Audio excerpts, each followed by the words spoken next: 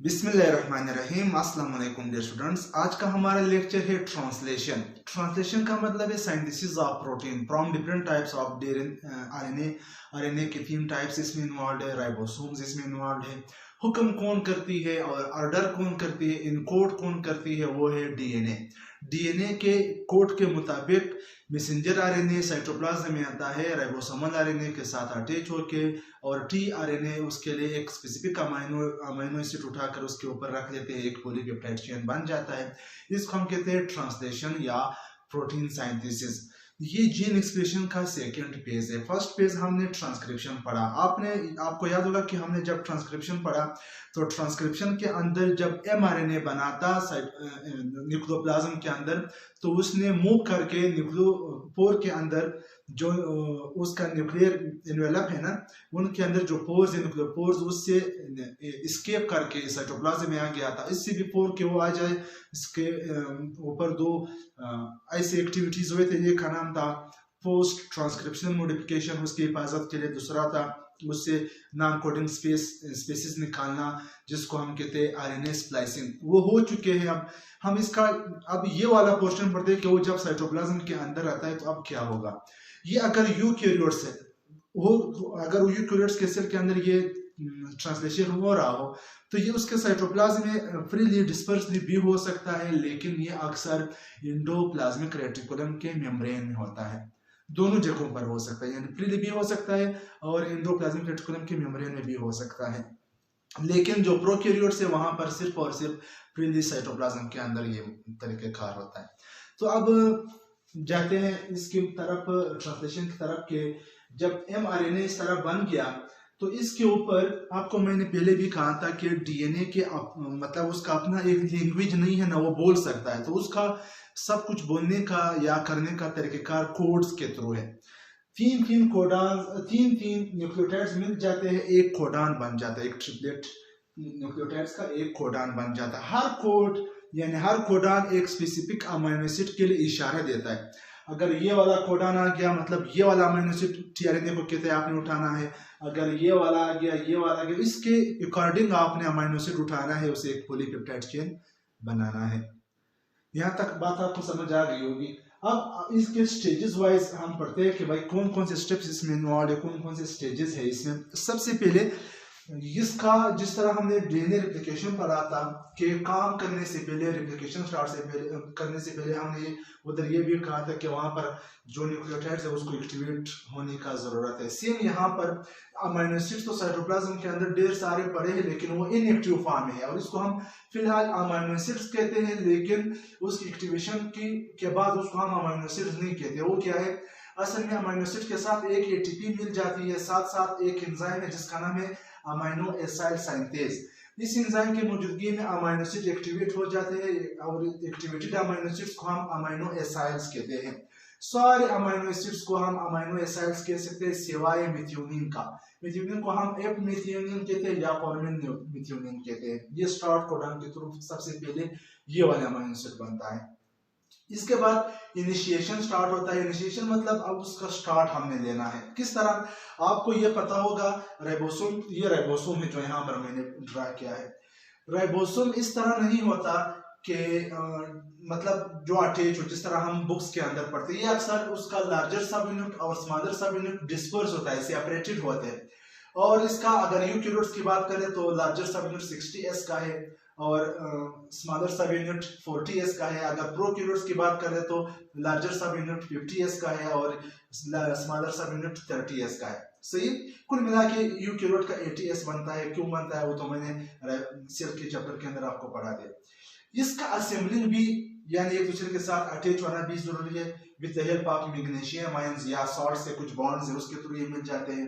लेकिन मिलने से पहले इसके ऊपर आरएनए आता है, वो मैं आपको समझाता हूँ। मतलब कि इनिशिएशन में इनका सामने आना भी जरूरी है और साथ साथ में टीआरएनए आपने देखा होगा वो इस तरह क्लेव शेप यानी कि लवंग शेप रखता है। उसका ये जो एंड है 3 एंड है या 3 प्राइम है, दूसरा 5 प्राइम। 3 प्राइम वाला थोड़ा लंबा भी है और 3 प्राइम के साथ फंक्शनल ग्रुप अटैच है जिसको हम OH कहते हैं। ये बाइंडिंग साइट भी है। किस चीज के लिए बाइंडिंग साइट है, अमीनो एसिड आकर यहाँ पर बॉन्ड बना जाता है।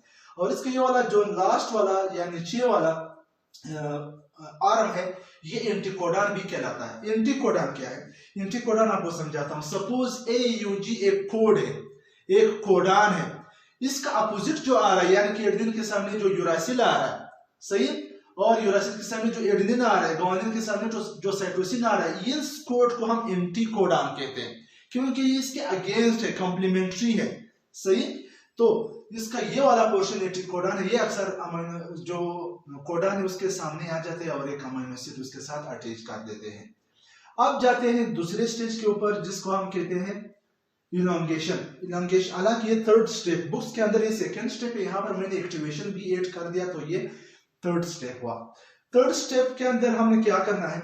सपोज इसका ये स्मॉल वाला जो सब यूनिट है राइबोसोम का, इसके साथ mRNA अटैच हो जाती है, सही। किस चीज के थ्रू? एक एंजाइम है, उसका नाम है F3 फैक्टर, और यहां पर tRNA के साथ तो ऑलरेडी यहां पर एक अमीनो एसिड अटैच हो चुका है, क्योंकि मैंने कहा कि जो इनिशिएशन है उसमें दो काम होते हैं, एक स्पेसिफिक अमीनो एसिड आता है, यहाँ पर tRNA के साथ बॉन्ड बनाता है, और साथ साथ में एक दूसरे के सामने उसके राइबोसोम के अपने सब यूनिट्स एक दूसरे के सामने आ जाते। अब ये अभी तक अटैच नहीं हुए थे, जब ये वाला tRNA आ गया, इसके साथ फर्स्ट वाला जो कोडॉन है वो AUG अक्सर आता है। AUG जो है वो स्टार्ट कोडॉन है, और ये कभी कभार रेयरली ऐसा भी होता है कि स्टार्ट कोडॉन AUG की बजाय वेलाइन वाला अमीनो एसिड आ जाता है, यानी कि मिथ्योनिन बनाने की बजाय वेलाइन वाला आ जाता है।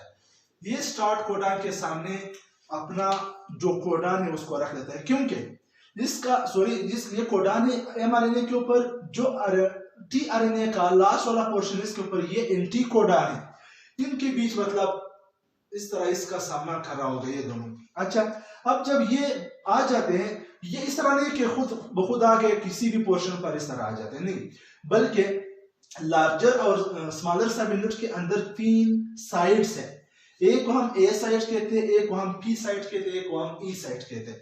ये जो A साइट है ये अमीनो एसाइल साइट इसको हम कहते हैं, ये जो है पेप्टाइडल, यानी कि इधर पेप्टाइड बॉन्ड बनते हैं, और साथ साथ में ये E से एग्जिट वाला साइट है। क्या मतलब है इसका?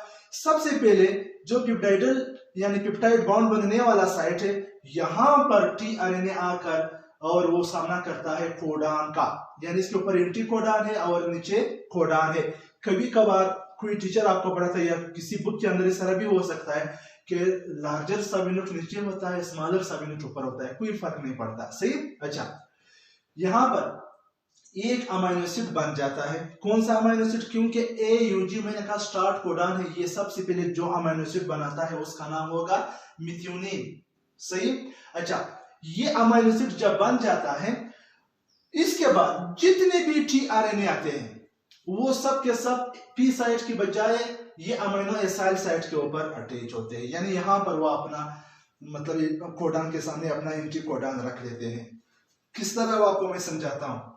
यहाँ पर आप देखो ये जो ब्लैक कलर का है, एक अमीनो एसिड tRNA के साथ अटैच है, और इसके बाद जब ये इधर एक अमीनो एसिड ये बना लेगा, या मतलब इधर डिटेच हो जाएगा, फिर दूसरा जब आ जाएगा ये उसके साथ पेप्टाइड बॉन्ड बना लेगा, इससे डिटेच हो जाएगा। वो आपको मैं समझाता हूँ, जस्ट वेट कीजिएगा।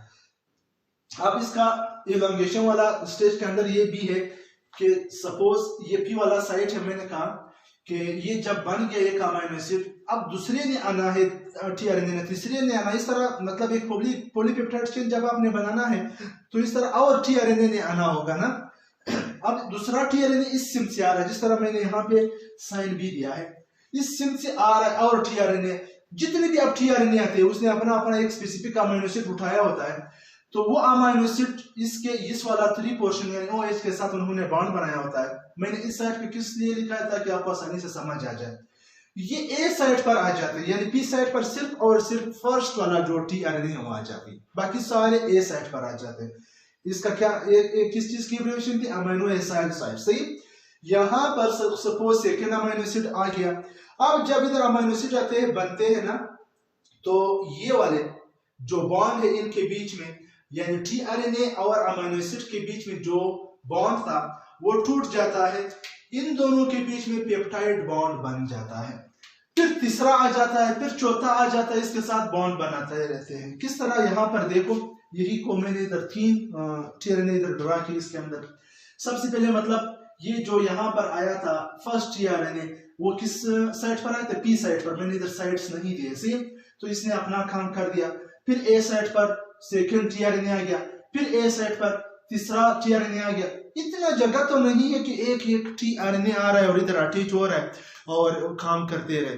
तो क्या होगा, जब इस आरएनए ने अपना अमीनो एसिड उसको इसके हवाले कर दिया पॉलीपेप्टाइड चेन का, ये एग्जिट करेगा, ये फ्री हो गया। अब ये बाहर आएगा राइबोसोमल लार्जर यूनिट से, सब यूनिट से, सही। इधर बाहर आ गया, इधर जगह खाली हुआ, वो इसको धकेल रहा है, इस तरह बनता रहता है क्या, अमीनो एसिड का एक बड़ा लंबा चेन जिसको हम पॉलीपेप्टाइड चेन कहते हैं। अब जिस तरह जो फारिग टीआरएनए है वो इस तरह एग्जिट कर रहा है, सेम यहाँ पर जो पॉलीपेप्टाइड चेन बन रहा है वो इस तरह एग्जिट कर रहा है, उस तरफ मतलब अपना एक चेन बना रहा होता है, सही। तो अमीनो एसिड या प्रोटीन जब हम पढ़ते हैं तो उसका अगर प्राइमरी स्ट्रक्चर पढ़ ले तो अमीनो एसिड का एक लंबा चेन होता है, और फिर सेकेंडरी टर्शियरी हो तो बाद में आपको पहले भी बता चुका हूँ, बाद भी नेक्स्ट लेक्चर के अंदर हम उसके ऊपर बात करते हैं। तो यहाँ पर टीआरएनए, फारिग टीआरएनए जिसने अपना अमीनो एसिड पॉलीपेप्टाइड चेन के हवाले कर दिया, ये इस तरफ आएगा, दूसरा फिर इस तरह ये भी आते रहेंगे, और साथ साथ एक लंबा चेन भी होता जाएगा, बनता जाएगा। वो किस चीज का है, वो प्रोटीन का है। आपको एक बात और भी बताऊं कि यहाँ पर ये जो यहाँ पर या कभी कभार इस तरह होता है कि ये एमआरएनए इस तरह हरकत करता रहता है और इस तरह चेन बनता जाएगा, लेकिन अक्सर इस तरह होता है कि ये जो राइबोसोम्स के 2 सब यूनिट्स है, ये एमआरएनए के ऊपर इस तरह एक जंप लगाता है। इसको कहते हैं ट्रांसलोकेशन। इसको क्या कहते हैं, ट्रांसलोकेशन। तकरीबन 3 कोडान या 3 न्यूक्लियोटाइड्स आगे चला जाता है, फिर इस तरह कुछ अमीनो एसिड बन जाते हैं, फिर इस तरह आगे जाता है, इस तरह इसका अमल जारी रहता है। आपको पता है कि कोडान किसने भेजे है, डीएनए ने ट्रांसक्रिप्ट काट के या ट्रांसक्रिप्शन के बाद एमआरएनए के थ्रू कोड्स भेजे, तो उसको पता है कि कितना अमीनो एसिड बनने चाहिए, कौन सा प्रोटीन बनना चाहिए, उसको तो ऑलरेडी पता था ना। तो वहां पर एक कोड वो आखिर में भेज देता है जिसको हम नॉनसेंस कोडान या वहां पर हम इसको स्टॉप कोडान कहते हैं। जिस तरह UAA है या UAA यूरासिल एडेनिन एडेनिन, या UAG या UGA, इस तरह के कोई कोड आ जाता है कोडान, उसको हम स्टॉप कोडान कहते हैं। जब वो आ जाता है तो फिर कोई टीआरएनए आकर उसके साथ बॉन्ड नहीं बनाता, या मतलब उसके सामने नहीं आता, उसके पास कोई ऐसा कोड नहीं है जो इसका एंटीकोडान बन जाए, सही। तो इस वजह से यहाँ पर फिर ट्रांसलेशन स्टॉप होता है। इस अमल को हम कहते हैं टर्मिनेशन। टर्मिनेशन के बाद जो पॉलीपेप्टाइड चेन था वो बन गया, ये जो टीआरएनए है ये वापस जाकर एक और अमीनो एसिड भी उठा सकता है कहीं और पर, अगर ट्रांसलेशन का अमल जारी है, या बाद में जब ट्रांसलेशन का अमल होगा ये दोबारा रेडी है, दोबारा ये काम कर सकता है। अच्छा, जब टर्मिनेशन हो जाता है तो फिर ये जो लार्जर और स्मॉलर सब यूनिट ये वापस डिटेच हो जाते हैं और मतलब फ्रीली डिस्पर्स हो जाते हैं साइटोप्लाज्म के अंदर। अक्सर ये डिस्पर्स होते हैं, मतलब ये अटैच नहीं होते। At the time of translation they will attach to each other. अच्छा, यहाँ पर बस ये लेक्चर खत्म हो गया, इतना ही शॉर्ट लेक्चर था। उम्मीद करता हूँ आपको समझ आ गया होगा। अगले लेक्चर तक मुझे इजाजत दीजिए। अल्लाह हाफिज।